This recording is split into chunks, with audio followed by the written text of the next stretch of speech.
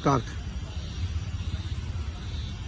आज सुप्रीम कोर्टामध्ये माधुरी हत्येला पुन्हा महाराष्ट्रामध्ये आणि नांदणी मठामध्ये परत आणण्याच्या संदर्भामध्ये पुनर्विचार याचिकेची सुनावणी झाली।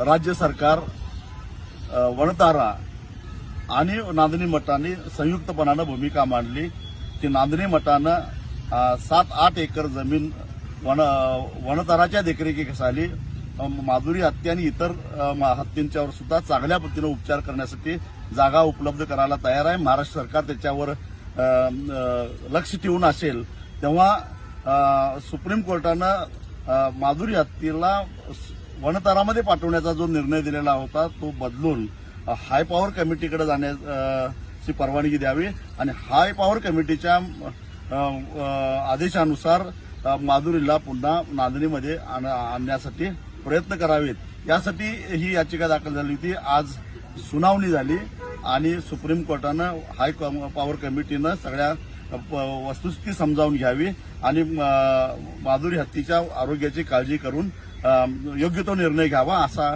अत्यंत महत्वाचा असा निर्णय घेतलेला आहे। म्हणजे हायकोर्ट आणि सुप्रीम कोर्टाचा आता अडथळा संपलेला आहे आणि आता सोमवारी राज्य सरकार, वणतारा आणि नांदणी मठ हे संयुक्तरित्या हाय पॉवर कमिटीकडे अर्ज करतील आणि एक प्रकारे माधुरी हत्येला नांदणीमध्ये परत आणण्याचा मार्ग काही अंशी सुकर झालेला आहे।